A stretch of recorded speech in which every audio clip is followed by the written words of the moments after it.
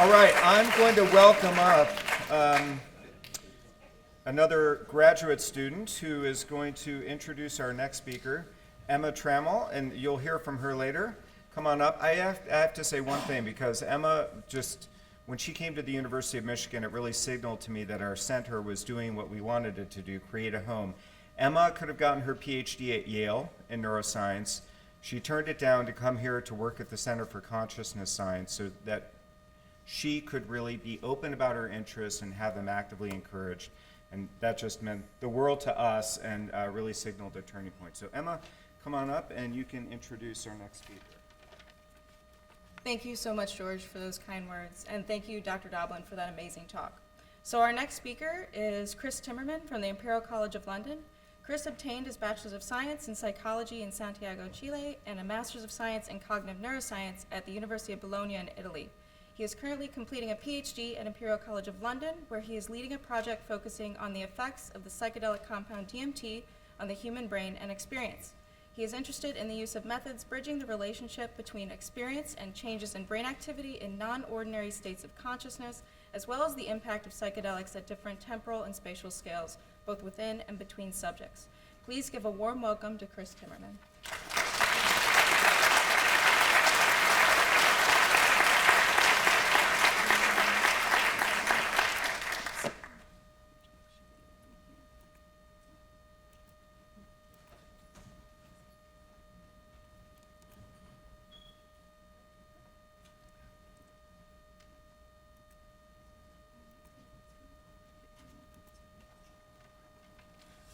Thank you. Thank you, John, and the graduate students for the invitation to the symposium, and also George for making it happen. Thanks for the invitation. I'm here to speak a bit about the research that I've been doing for the past 4 years at Imperial College in London, where we are employing DMT as within the context of consciousness research. So we're changing a bit gears from the excellent talk that Rick gave into the neuroscience, and we're using this neurophenomenological approach, a way in which we can try to understand the effects of DMT on the brain within the context of human experience. So this is the bridge that we're trying to build, and we're trying to a bit get an idea of this immersive experience which is enabled by DMT, using this specific approach. So using this very radical alteration of consciousness as maybe a way to probe into other ways and methods in which other psychedelic experience or other altered states of consciousness could relate to it as well. So to begin, I'll just do a very broad sort of introduction. What is the cultural backdrop against this research happens? So we know that psychedelic drugs have been used by indigenous cultures for hundreds, if not thousands of years. So we have some evidence that mescaline, for example, has been used for 5,000 years, psilocybin for over 500 years. And DMT specifically, the archaeological evidence points towards use over 4,000 years. The oldest use that we have of DMT use comes from South America, is the use of Anadenanthera seeds, which contain yopo, and the evidence points into drug paraphernalia, which is over 4,000 years, used as a snuff, till this day in the Amazon, and more recently the use of ayahuasca. So we have some evidence for ayahuasca possibly used for around 1,000 years or a bit less.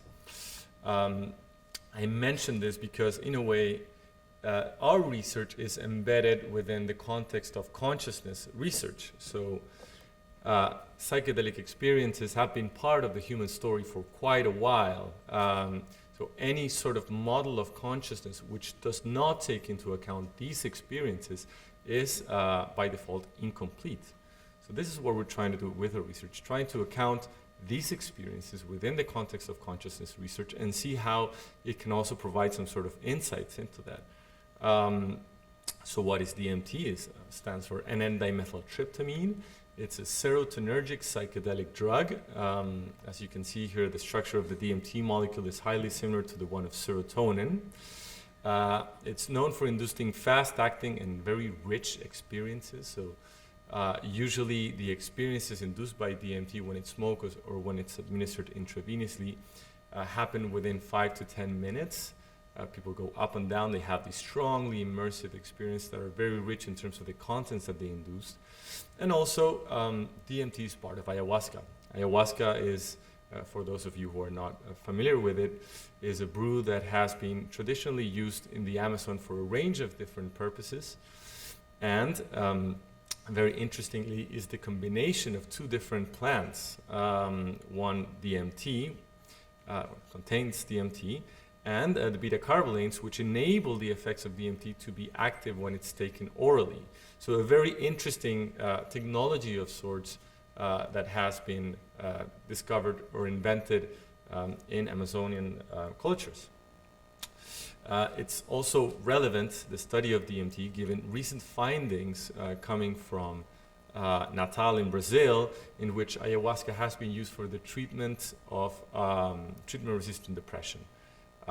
So recent evidence showing significant reductions of depression scores in the following days and a week after the administration of ayahuasca. So understanding some of the mechanisms of action that can be leading to these therapeutic changes is, of course, very important. It's also part of why we do the research.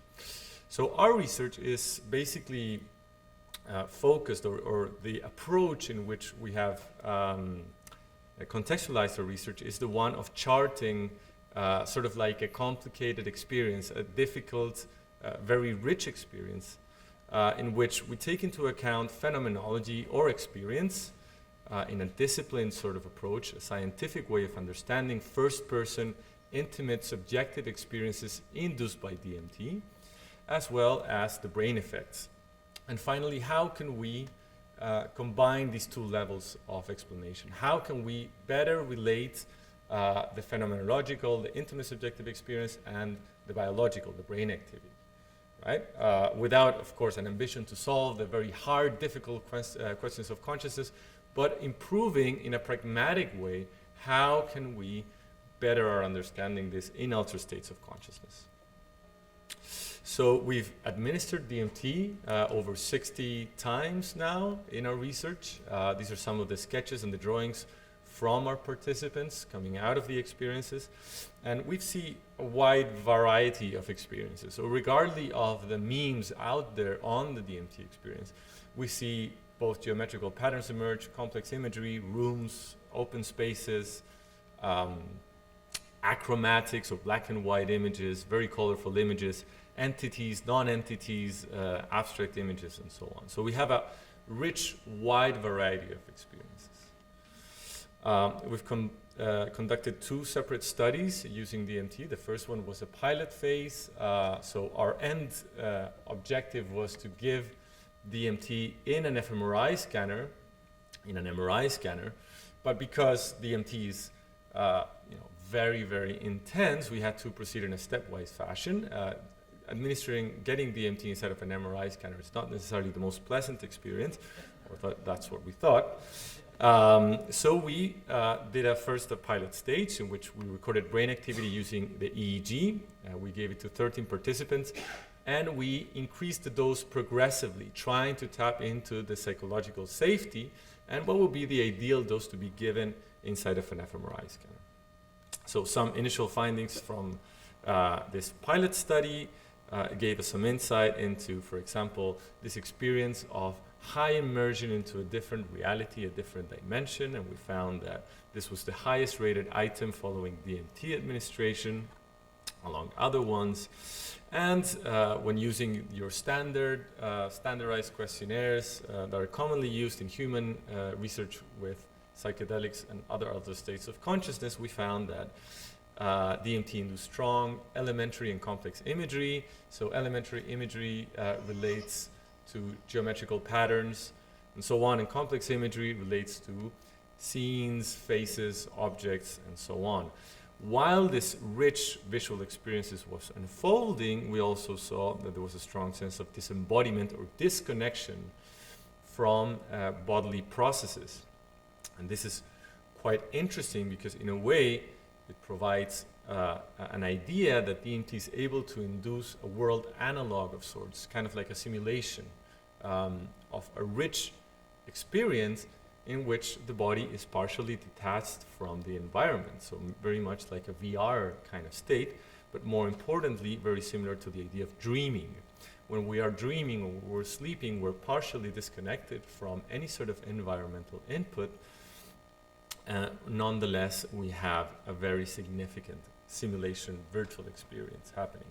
So this is quite interesting because it provides a template, it provides a model in which we can try to understand these immersive experiences, these very rich, contentful experiences, in a controlled fashion. So in the lab, we can administer DMT, and we can generate this radical state of immersion and then back into a normal waking state of consciousness, and we can do this within 10 minutes, 10 to 15 minutes or so.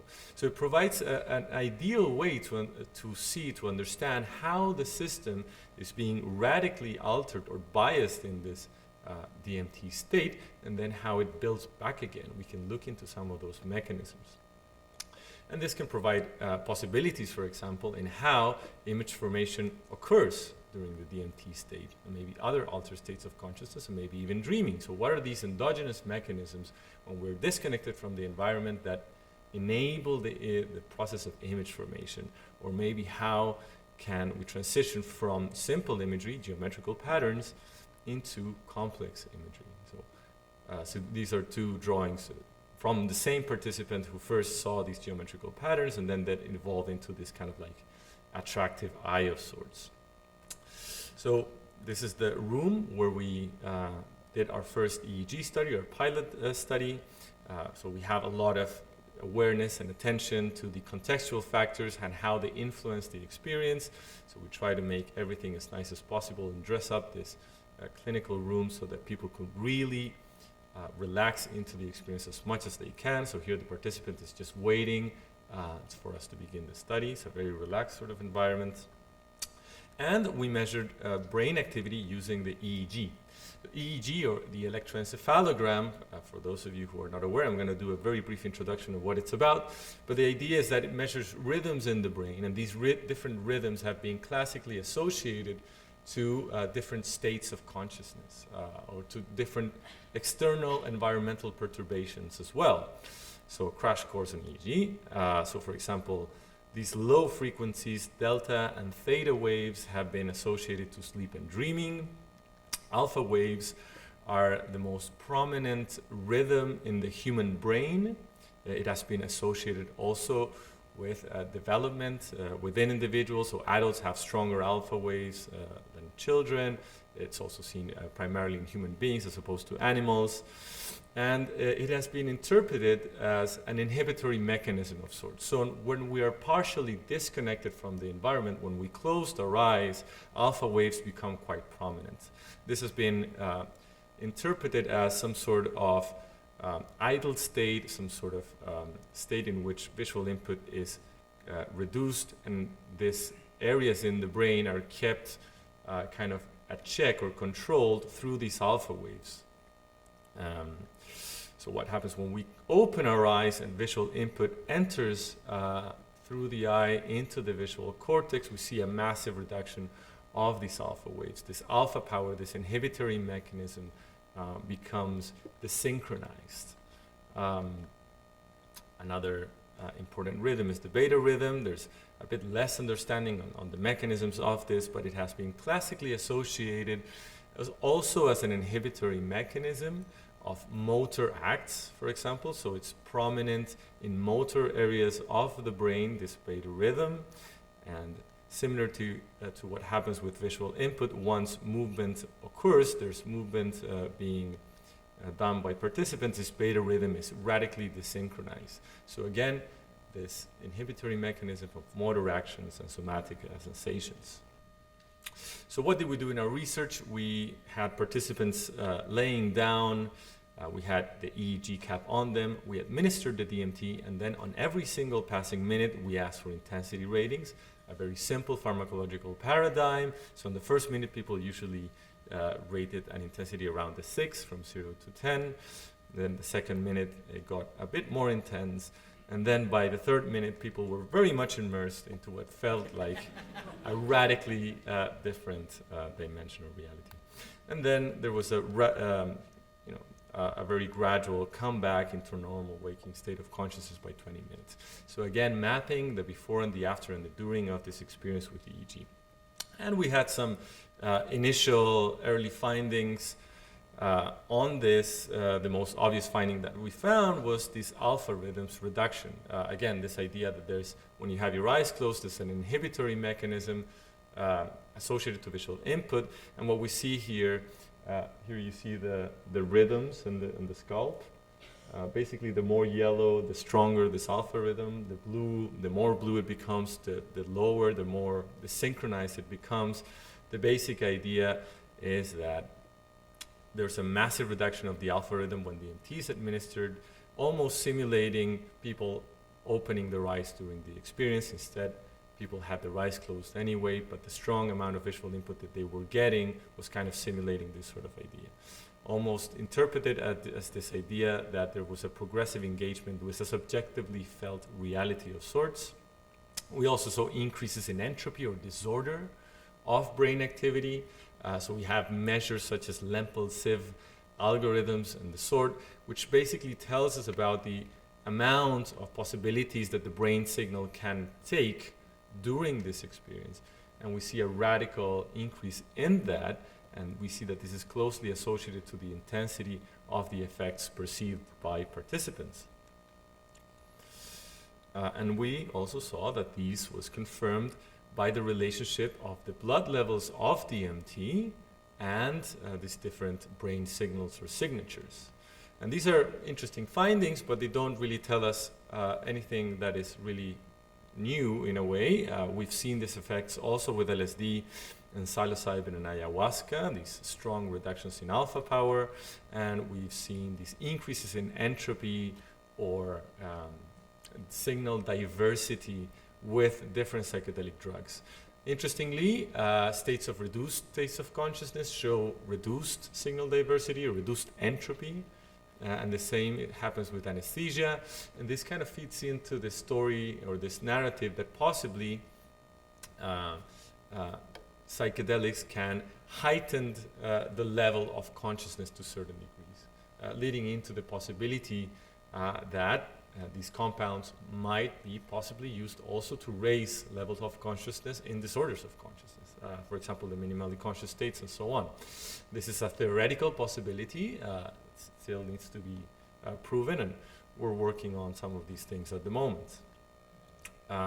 So again, this is interesting, but still we have some nice imaging findings, some findings in the brain, but we don't have really any sort of significant insight on how different experiences are relating to these changes in brain activity, right? So the DMT experience is highly, highly immersive. It has, this is a bit too loud, I think.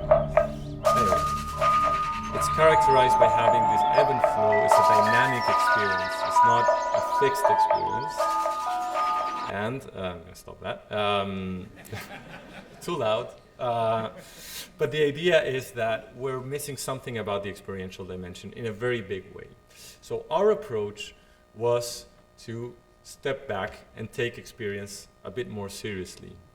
So this relates to the notion of the hard problem of consciousness. The hard problem of consciousness relates to this idea, what George was saying previously, that the connection between brain processes and intimately felt subjective experiences is still not explained. There's an explanatory gap which we still haven't resolved and probably won't resolve for a while, but there's a lot of progress being made in that direction. The problem is that within neuroscientific studies for the past decades, within consciousness research, the idea of experience haven't been taken, to the level of seriousness that it requires to in a way.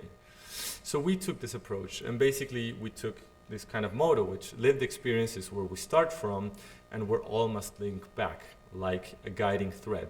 So instead of eliminating or reducing conscious experiences to brain processes, the opposite road can be taken, that of taking experience seriously in our study of human beings. So this was, a nice kind of like looking motto and an approach to this whole thing. But at the same time, studying experience is hard endeavor. It's not taken for granted. It's not obvious. So introspection is difficult. It demands an apprenticeship, requires progressive development of a genuine expertise. The greatest difficulty lies in the fact that this technicality is masked, that it can pass unnoticed due to the apparent ease about our states of mind, our thought process, our emotions. And this is quite evident within this idea that to become an expert meditator, you need years and years and thousands of hours of practice. So become an expert of our own mental processes is not an obvious undertaking, although it seems like that, right? So this is also illustrated by this quote by Jean Piaget. Knowledge of the interior world is no more given to us than is that of the world of objects. In both cases, we are faced with a construction on the basis of an interaction between the subject and the world, and between the subject and itself. So we have this challenge. So how can we generate this sort of apprenticeship? How can we enable a possibility for our subjects to become experts of their own DMT experiences of sorts?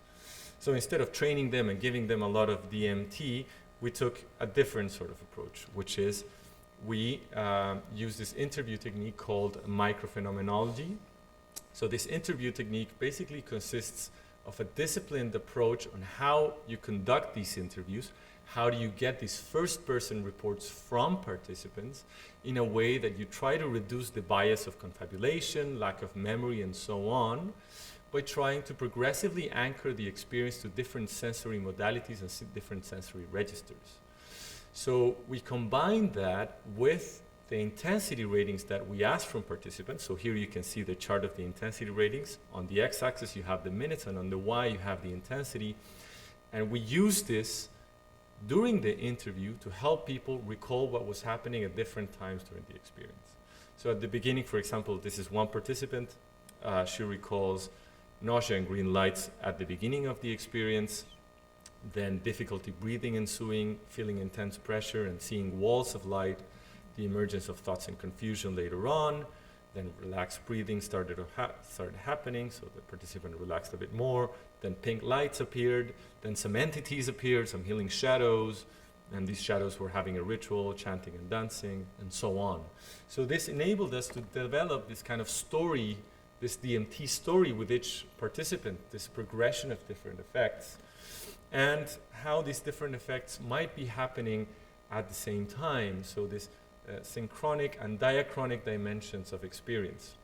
Synchronic dimensions means different dimensions of experience happening at the same time.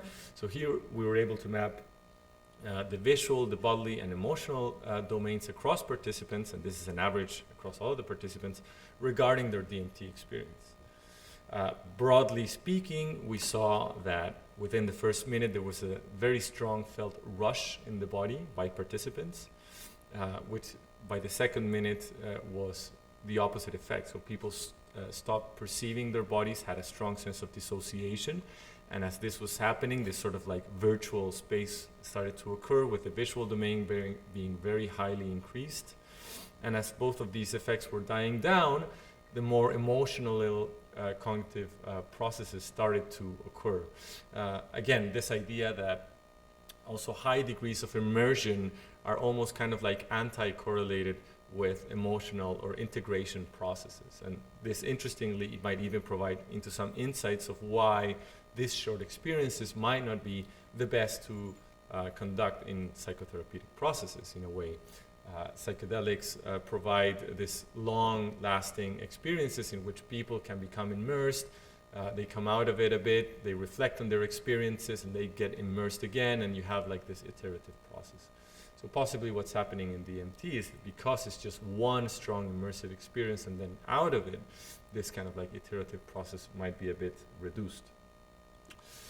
So we took these dimensions of experiences, and we took our brain imaging findings and we tried to generate a conversation between them. What we found was that visual imagery was strongly associated with increases in delta and theta frequencies and reductions in alpha frequencies. So very much consistent with neural signatures for dreaming, sleep and dreaming. So we have now a phenomenological similarity, this idea of a simulation, a virtuality of sorts, but at the same time a neural signature which is very similar. Bodily effects we saw were particularly associated to decreases in beta, central beta component, so very consistent again with this literature on motor actions and somatic sensations in central areas of the brain and beta rhythms, and emotional effects mostly linked to increases in entropy and reductions in alpha waves. Again, this idea that higher levels of entropy or disorder may possibly enable the brain to access a larger amount of repertoire of states or maybe even emotions. So these findings, this neurophenomenological approach, enabled us to see something that we weren't capturing with our other measures, this idea that theta waves become prominent, and they become prominent particularly during the immersive part of the DMT experience. And this is quite interesting because theta waves have been associated to activity in the temporal lobes in human beings. The temporal lobe, also where the hippocampus lies. The temporal lobe has been associated to functions such as memory, scene construction, spatial navigation, and imagination. Interestingly, temporal lobe has also been associated to not only psychedelic imagery or psychedelic states, but also dreaming itself, temporal lobe epilepsy, and other altered states of consciousness, such as those induced by ketamine, and altered states of consciousness induced by respiration of sorts. So again, we're starting to maybe find some commonalities on the neural signatures on different altered states of consciousness, which might enable some sort of link between how these different experiences, and more importantly, what aspect of these different experiences might relate to different effects in the body. And now I'm going to present some preliminary results on some of our study, our imaging study. So after we gave these DMT doses to participants in the pilot stage, we moved into the MRI scanner. So we had 25 participants. We gave 2 doses of DMT to each of them. We gave now a medium to a high dose, and we collected data on both intensity ratings and also just resting state. So we had one session in which DMT was given and we asked for intensity, and another session in which they simply just had to lie there. And we measured brain activity both with EEG and fMRI, and these are some preliminary findings of that. Basically, we found that all these major networks in the brain, after administering DMT, become massively reduced. The integrity of the networks, of the usual segregation in which the brain is working, is massively impaired by DMT, which is similar to what we find in some of the LSD work that the group has done. But also, interestingly, we found that segregation between sensory areas and networks associated to high levels of abstraction become reduced. So almost like an integration between these different networks, between sensory networks and high-level networks of sorts.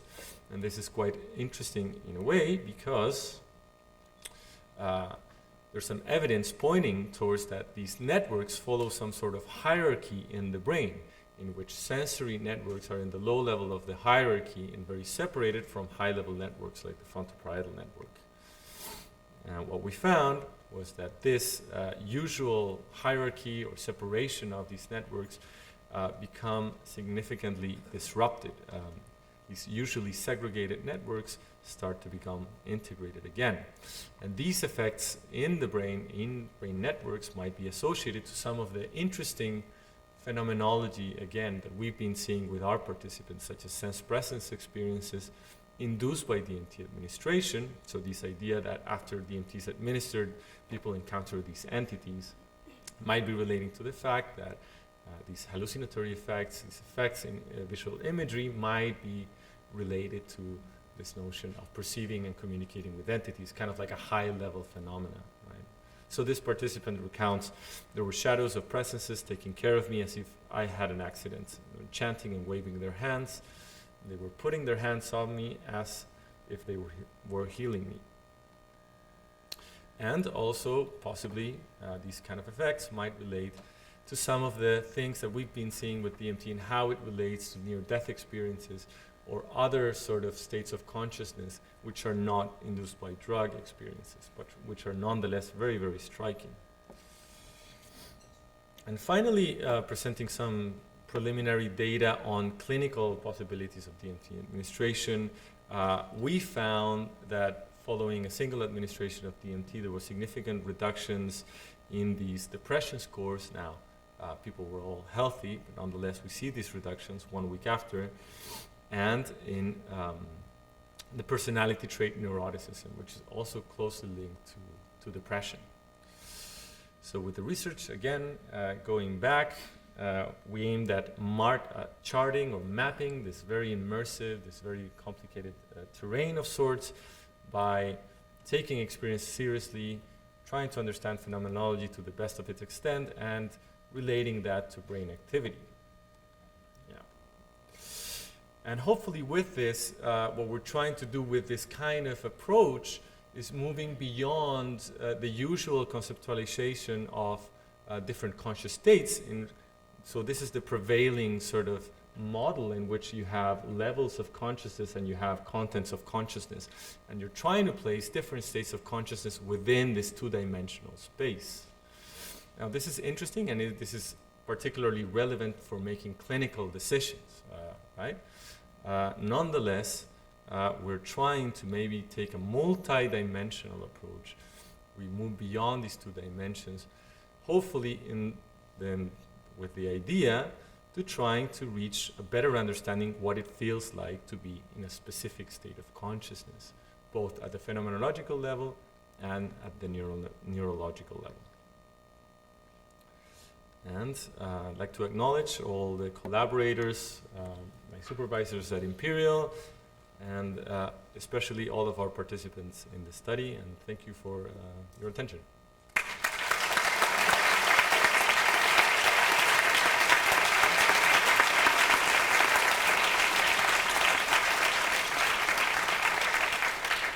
Thank you so much. Thank you for being here. Thank you for that wonderful talk.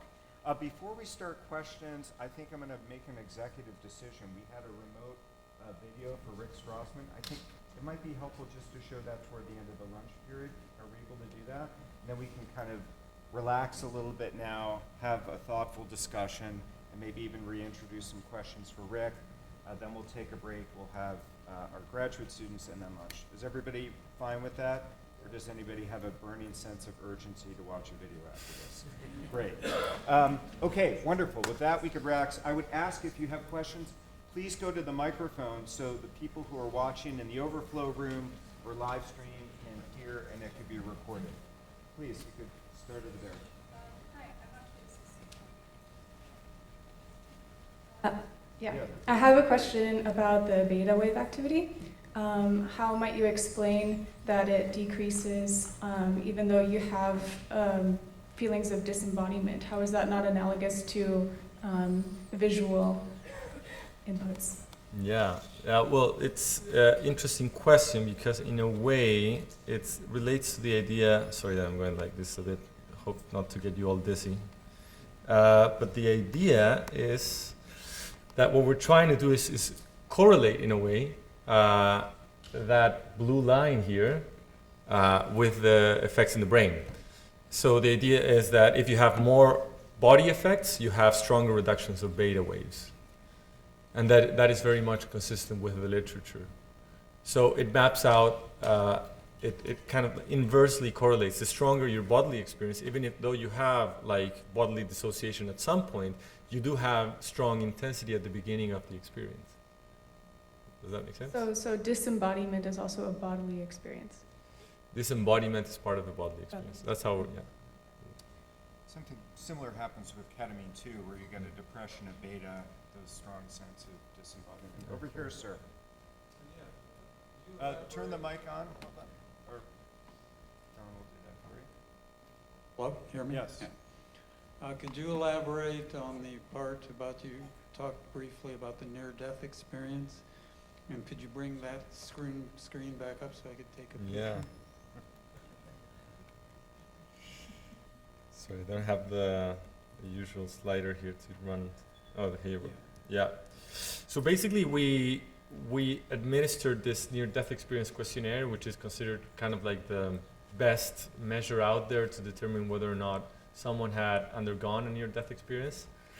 And we gave it to our DMT participants after the experience, and at the same time, we compared it with a group of people which had actually undergone near-death experiences. And we found that most of the items in that scale were comparable between these two groups. Also, we found that, so this is your threshold for an official near-death experience according to this questionnaire, and we found that all of our participants in the DMT group scored above that threshold. So that's, in a way, it's interesting. It provides some sort of a bit of evidence into this notion, which had been for a while, that not only DMT but also other psychedelics might induce near-death-like states, but at the same time, it's an initial sort of step. The near-death experience is like a very complex experience, has a lot of variability between people. So what one person calls a near-death experience, another person might find radically different. But we're starting to find some commonalities in that. So that was the initial thing. Right. Any questions over on this side, or you're all just? I was wondering if you can speak on some of the experience people had on DMT, and also I heard a lot of people that use DMT see machine elves, so I was wondering if any participants reported that. Yeah, so the experiences were usually, like I said, quite varied. We had people who had both colorful experiences and very rich in terms of content, being in places, or maybe even kind of like proto-therapeutic, if you will. Some people having strong insights about their biographical life. But at the same time, it was very varied. We didn't get like a very strong thing. The commonalities of experiences that we found were in these kind of like different sensory domains, which is kind of like a broad way of trying to understand experience, which talks more about the structure of experience more than the contents of experience. Nonetheless, around half of the participants, according to my recollection, did mention something about meeting these entities. Nobody saw machine elves. I am now strongly convinced that this was a meme that was implanted by Terence McKenna some years ago. Which makes it colorful and interesting, but I think there's something about memes that they both enable a roadmap for people to experience, but they also can curtail and they can reduce the amount of possibilities of these experiences. Yeah. Great. Over here. Talk. I have a very technical question. You spoke a lot about entropy, and to physicists like me, entropy means something very different. In your case, I suspect, I might be wrong, that you're looking at correlations or autocorrelations of your Fourier power spectrum. Is that right? No, so it's a very technical thing, but no, it's actually done on the raw signal. So we're not doing it on the Fourier spectrum, and we control for effects of power in the Fourier spectrum. Yeah, okay, then, and then also, did you look into something like blind source localization with your EEG signals to look at, your alpha wave activity and so forth? We also had, we only had 32 channels, so I took the conservative stance of not looking into sources. At least for these initial findings, but we're running some of those analysis now. Okay, wonderful. Thank you. No, thank you. Sir. Hello, wonderful talk. I'm Tony King from Psychiatry here in Michigan. Also wondering, did you also analyze or collect gamma wave? And I suspect, I'm asking because Richie Davidson has some very interesting old data on a very strong increase in gamma synchrony during states of compassion. And did you see anything in the gamma spectrum? Well, with serotonergic psychedelics, gamma is particularly problematic because people usually clench their jaws for the excitement of the DMT. But we still included it in the analysis. We didn't find, it's a bit weird, we didn't find any increases compared to placebo, but when you compare it against baseline, you see increases in gamma waves. I think that gamma waves are involved, but they're transiently involved. So Increase in gamma power? Or yeah, gamma power. I mean, synchrony is usually very much goes hands in hand with power. I mean, the ideas of like connectivity in EEG is very problematic, I feel, because of that reason. But basically, yeah, one of the things that I want to look now in the future is look at these transitional moments and see if you have these kind of like increased connectivity, very much like what has happened in meditation research. No more Purdue comments. Have you looked into 5-methoxy-DMT? Because people who have experienced 5-methoxy-DMT and had near-death experiences, to go back to the near-death experience thing, say that it's almost indistinguishable, and that is the main reason that people who do 5-methoxy-DMT do it, is to induce a near-death experience. Yeah. We haven't looked at 5-methoxy-DMT directly. It's one of the things that we're planning to do in the future, for sure. The reports appear to be quite consistent in that regard. 5-methoxy-DMT appears to be less permeable to set and setting effects to a certain degree, apparently, because it's so overpowering, it saturates experiences, apparently, according to reports. So we're very interested in that and interested in the therapeutic potential as well. Hi, I'm a psychology student. I was curious, in your pilot study, you mentioned a relaxing environment. Does that imply little to no environmental distractions, or relaxing as in music, incense, or other forms of stimuli? And if so, was there any correlation between that and spiritual experience? And why did you choose one environment over the other? Yeah, well, we had, when we welcome participants, it's almost like we made it a secular sacred space of sorts. So we try to really enable the possibility for people to feel relaxed and to acknowledge that they might be going through something important during the experience, while keeping it contentless. Like, we're not proposing anything of the sort. So we keep it, we reduced any sort of noise. We had music before and after during the experience. But we couldn't parametrize, we didn't assess how they perceived the environment, which is a good idea, which is something that we could have done to see how that correlated to any of these significant findings. Again, I do think that the way contextual effects interact with the experience is highly complicated, and it's something that we're still trying to get our hands on. And I think it's also particularly relevant for therapeutic processes as well. Thank you. These are the audience. You're so wonderful with these great questions. Over here, sir. We'll just have a few more after that. I might bring Rick up after too, since we have a little more time. Go ahead. So I'm not familiar with the neuroscience of salvia, but from users' experiences, they often are unaware that they're on a drug, that the perceived reality of their experience is total. And I'm curious if there's, it seems like with maybe DMT that people are still aware that they're on a drug and the perceived reality is not total. I'm curious if there's a continuum of like immersion or perceived reality and how that might interact with like the emotional intensity and also depression and other effects that go on after the experience.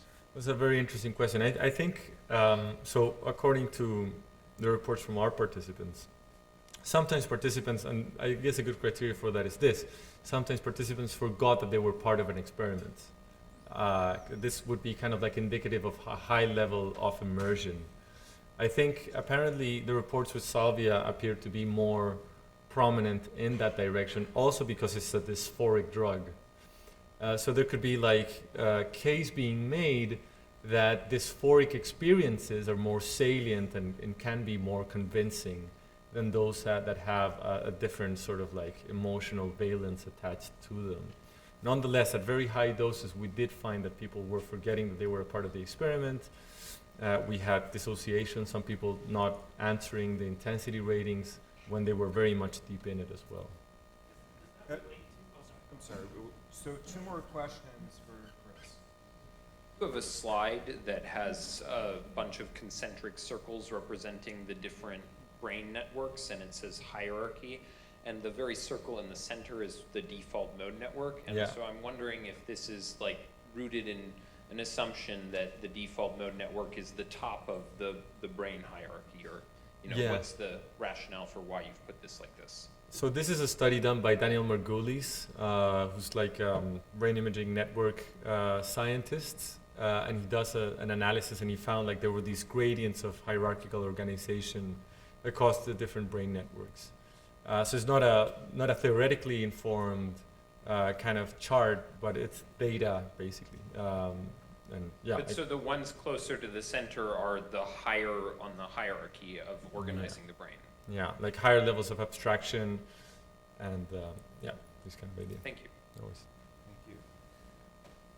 My Last name is Chris question. Kurtz. Thank you very much.